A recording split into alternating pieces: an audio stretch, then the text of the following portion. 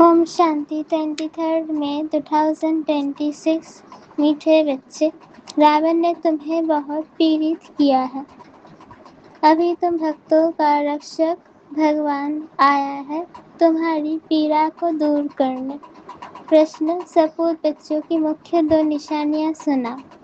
उत्तर: सपूत बच्चे सदा माता पिता को फॉलो कर तख्त नशीन बनेंगे, खूब पुरुषार्थ में लगे रहेंगे। दूसरा, उनकी बात से दिल बहुत सच्ची होगी। सच्ची दिल वाले सदा श्रीमत पर चलेंगे। अगर अंदर में सच्चाई नहीं तो याद में रह नहीं सकते। गीत भोलेनाथ से निराला। ओम शांति। मीठे मीठे बच्चों ने ये भक्ति मार्ग का गीत सुना। भक्त इस गीत के अर्थ को नहीं जानते। तुम भगवान के बच्चे बने हो। भगवान रक्षक है भक्तों का। तुम भी रक्षक हो भक्तों के। भक्तों की रक्षा करते हो। कौन सी आफत है जो भगत रक्षा करने के लिए भगवान को बुलाते हैं। भक्तों को भगवान रक्षा करते हैं। भक्तों को रावण का बहुत दुख है। रावण संप्रदाय पीड़ित है दुखों से, तो भोलानाथ को याद करते हैं। वो है रावण संप्रदाय, ये है राम संप्रदाय। भक्तों को ये पता ही नहीं है कि हमारा रक्षक कौन है। भल गाते हैं भोलेनाथ रक्षक है, परंतु क्या रक्षा करते हैं ये नहीं जानते। तुम बच्चे अब समझते हो कि भोलेनाथ शिवा ही बिगड़ी को बनाने वाला है। दुनिया को तो पता नहीं है कि भगवान किसको कहा जाता है। भगवान का पता हो तो फिर भगवान की रचना के आदि मध्य अंत का भी पता हो। ना भगवान को जानते ना रचना का पता है, इसलिए ऐसे मनुष्य संप्रदाय को ब्लाइंड भी कहा जाता है।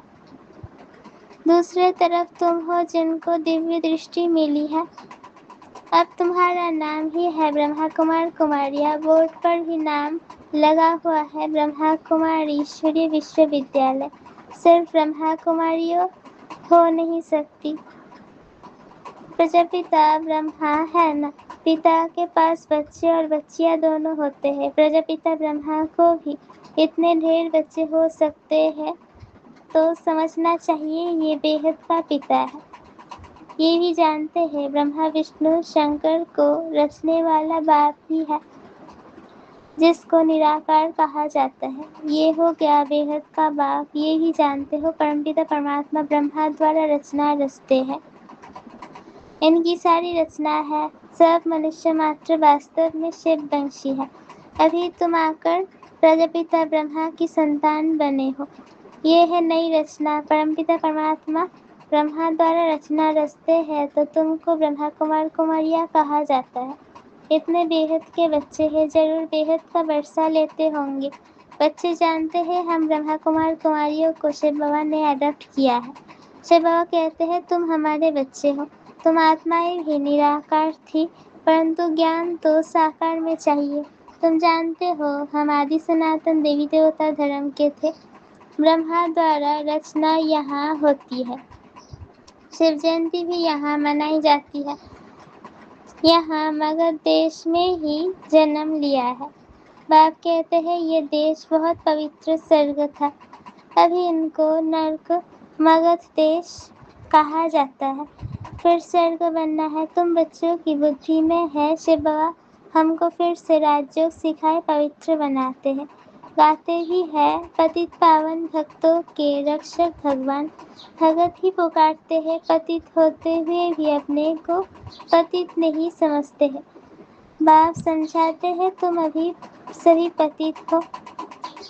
पावन दुनिया सतयुग को, पतित दुनिया कलयुग को कहा जाता है। बाप तुम्हें सब राइट बताते हैं। लाखों वर्ष की तो कोई चीज होगी नहीं। मनुष्य घोर अंधियारे में है, समझते हैं कलयुग तो अभी छोटा बच्चा है, और तुम जानते हो मौत सामने खड़ा है। अंधियारे और रोशनी का वर्णन संगम पर ही किया जाता है। अब तुम घोर प्रकाश में आए हो। सतयुग में तुम ये वर्णन नहीं कर सकेंगे, वहाँ ये नॉलेज ही नहीं रहती। इस समय बाप बैठ बच्चों को समझाते हैं, तुम सतयुग में सूर्यवंशी घराने के थे, फिर अंत में आकर शूद्रवंशी घराने के बने हो, अब फिर ब्राह्मण वंशी बने हो। अभी तुम हो सर्वोत्तम ब्राह्मण कुल के, तुम हो ऊंचते ऊंच, ये ईश्वरीय कुल है ना। बाप के पास आते हैं तो बाप पूछते हैं किसके पास आए हो, तो कहते हैं बाप के पास। बाप तो है एक लौकिक दूसरा पारलौकिक, सभी शालिग्रामों का बाप एक ही शिव है। तुम्हारी बुद्धि में ये टपकता है हम एक बाप के बच्चे हैं जिससे वर्षा लेते हैं। निराकार वर्षा तो साकार द्वारा ही देंगे ना। बाप खुद कहते हैं मैं साधारण तन में आकर प्रवेश करता हूँ। अब बाप बच्चों को कहते हैं बच्चे देही अभिमानी भव, अपने को आत्मा समझो। ये देह विनाशी है, आत्मा विनाशी है। आत्मा को ही 84 जन्म लेने पड़ते हैं, ना कि देह को। देह तो बदलती रहती है, फिर दूसरे मित्र संबंधी मिलते हैं। अभी आत्मा को बेहद के बाप से वर्षा लेना है, परमपिता परमात्मा द्वारा। तुम ही सुनकर फिर धारण करते हो। संस्कार तुम्हारी आत्मा में है, आत्मा में ही संस्कार रहते हैं। ऐसे नहीं कि शरीर के संस्कार कहेंगे, नहीं, तुम्हारी आत्मा के संस्कार तान प्रधान है, उनको अब चेंज करना है। काया कल्पतरु कहा जाता है, काया कल्प वृक्ष समान बनती है, आयु भी बड़ी रहती है। तुम जानते हो यहाँ तो आयु बहुत छोटी रहती है, छोटी आयु में ही बैठे बैठे अकाल मृत्यु हो जाती है। अभी तुम काल पर विजय पाते हो, वहाँ काल कभी खाता नहीं। अकाले कब शरीर नहीं छूटता, तुम जानते हो अब ये शरीर पूरा हुआ है, इनको छोड़कर नया लेना है। शरीर छोड़ने समय भी बाजे बजते हैं, जन्म लेने समय भी बजते हैं, वहाँ रोने की बात ही नहीं होती। तुमको भ्रमरी का मिसाल भी समझाया है।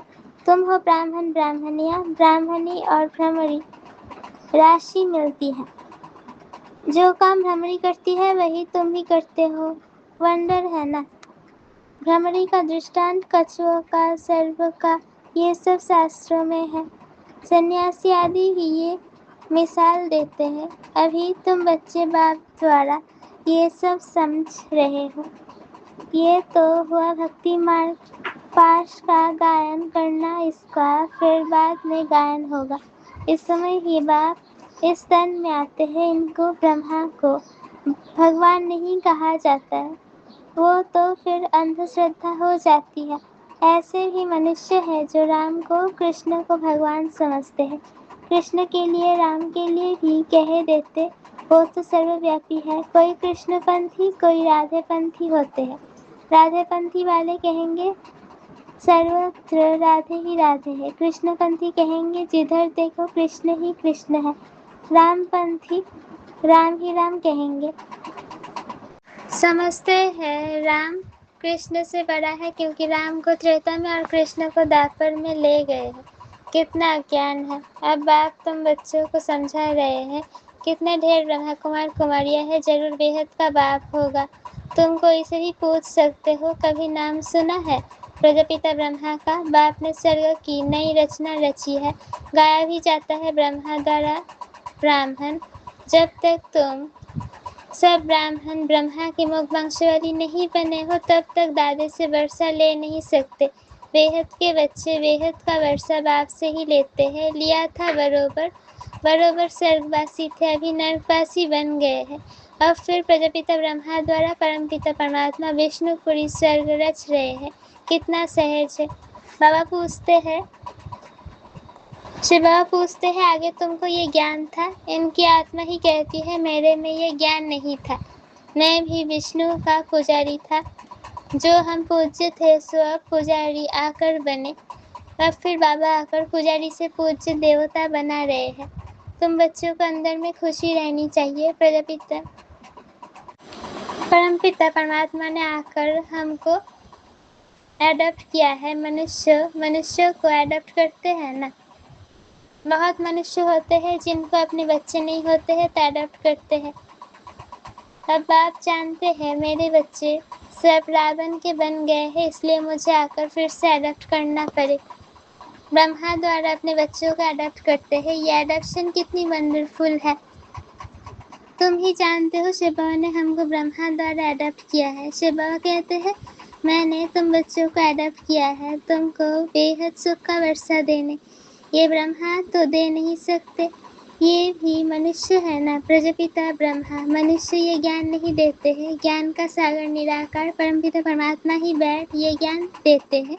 ब्रह्मा को अथवा विष्णु को ज्ञान सागर नहीं कहा जाता। इन तीनों की महिमा अलग है। ज्ञान सागर पतित पावन एक बाप है। सारी दुनिया के मनुष्य मात्र उनको बुलाते हैं। अंग्रेजी में भी कहते हैं वो लिबरेटर है।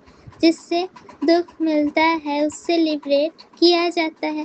बाप भी यहाँ आकर रावण से लिबरेट करते हैं। रावण राज्य भी यहाँ हुआ है। यहाँ ही रावण को जलाते हैं। जलाकर फिर कहते हैं सोने की लंका लूटने जाते हैं।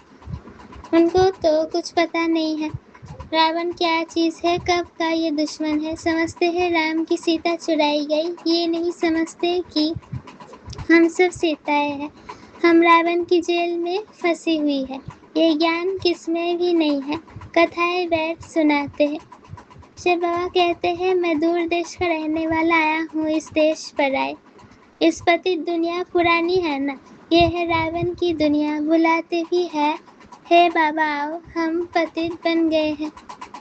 बाप कहते हैं हमको पावन बनाने इस पतित दुनिया में आना पड़ता है और मुझे आना भी इस तन में है जो पहले नंबर में पावन था, जो सुंदर था वही अब श्याम बना है। कितनी वंडरफुल बातें हैं। श्री कृष्ण को श्याम सुंदर क्यों कहते हैं ये किसको पता नहीं है। क्या एक श्री कृष्ण को ही सर्प ने डसा। सतयुग में थोड़े ही सर्प आदि होते हैं। बाप कहते हैं ये अंतिम जन्म मेरे कारण पवित्र बनो तो पवित्र दुनिया के मालिक बनेंगे। सिर्फ मुझे याद करो और पवित्र बनो। अल्फ को याद करो तो बेबादशाही तुम्हारी है। ये है सहज राजयोग सहज राजाई। बच्चा पैदा हुआ और वर्षे का हकदार बना। यहाँ भी बच्चे जानते हैं कि हम बाप के बने हैं तो स्वर्ग की राजाई के हम हकदार हैं। अब बाप कहते हैं सत्यप्रधान से तुम ताम्रप्रधान बन गए हो, फिर सत्यप्रधान बनना है।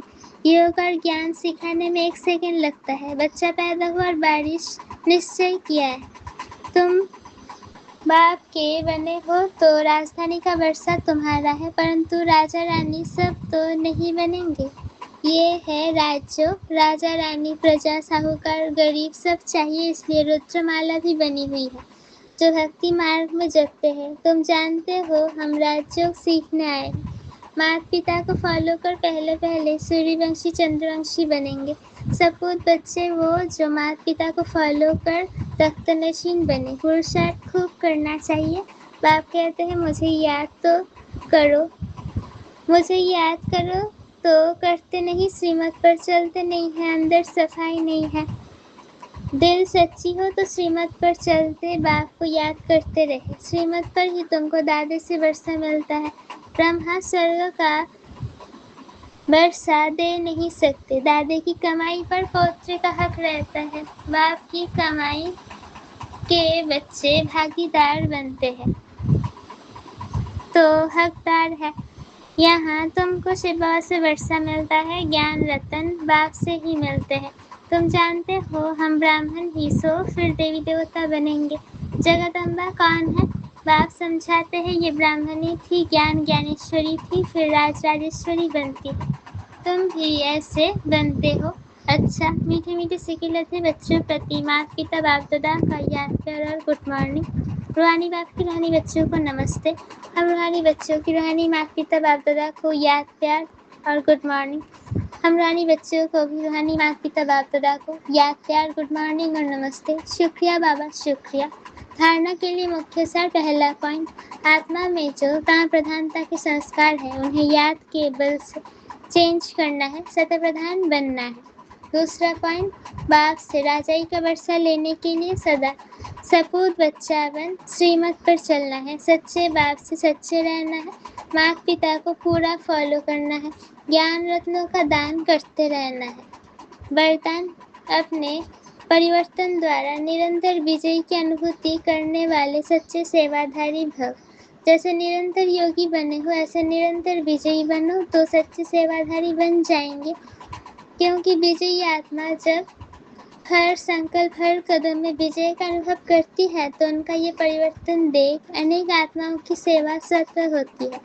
उनके नयन रूहानियत का अनुभव कराते हैं, चलन बाप के चरित्रों का साक्षात्कार कराती है, मस्तक से मस्तक मणि का साक्षात्कार होता है। ऐसे अपनी अव्यक्त सूरत से सेवा करने वाली विशेष आत्मा को ही सच्चा सेवाधारी कहा जाता है। स्लोगन: विशेषताएं व गुण दाता की देन है, दाता को देखो व्यक्ति को नहीं। ये अव्यक्त इशारे: सदा अचल अडोल एक स्थिति का अनुभव करो। आत्मिक स्थिति का अभ्यास से वायुमंडल को रूहानी बनाओ तो और सब बातें स्वतः ठीक हो जाएगी। एक मत और एक रस हो जाएंगे, फिर माया भी नहीं आएगी, क्योंकि वायुमंडल शक्तिशाली होगा। वायुमंडल को शक्तिशाली बनाने के लिए याद के प्रोग्राम रखो और आपस में उन्नति के लिए रूह रिहान की क्लासेस करो, स्नेह मिलन करो, धारणा की क्लासेस रखो तो सफलता मिल जाएगी। ओम शांति।